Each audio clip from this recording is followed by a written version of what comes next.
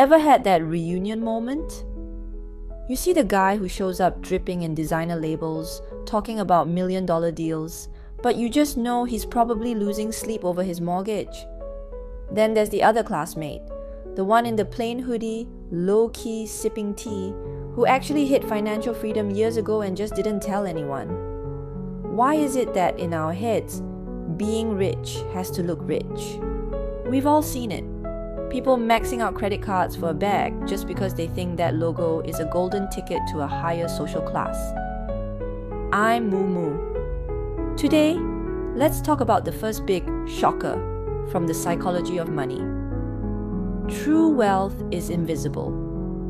In psychology, this is basically signaling. We live in such a visual world that we feel like we need these symbols to get respect from strangers. It's why people blow their first big bonus on a watch instead of saving it.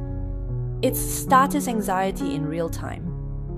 There's this concept called conspicuous consumption. It's the idea that we're not even buying the product, we're buying the vibe or the class we think it gives us. But here's the irony.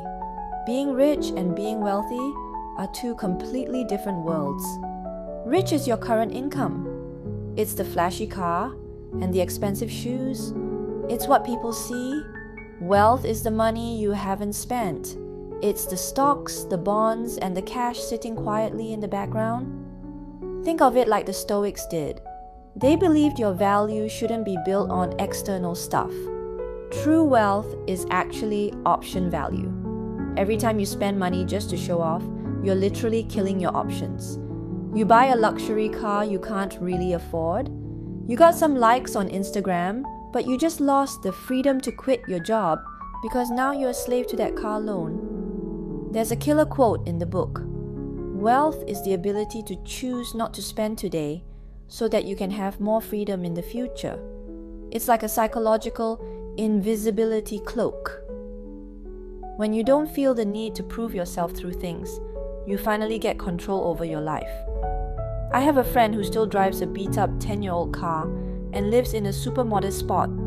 But the guy has enough in the bank to fly to Antarctica to see penguins tomorrow if he felt like it. He always says, "My most expensive luxury is my lack of anxiety." That's the beauty of not showing off. Spending is your ego. Saving is your confidence. You don't need to prove you're rich to people you don't even know. So next time you're about to panic buy something for the flex, just ask yourself, am I building wealth or am I trading in my freedom? Not showing off isn't about being cheap. It's about staying awake. If this hit home for you, drop a like. Next time, we're diving into a huge one. Why do I earn so much but still can't save? We're going to deconstruct why your savings rate matters way more than your paycheck. I'm Moo Moo. Here's to invisible wealth and visible peace of mind. Catch you in the next one.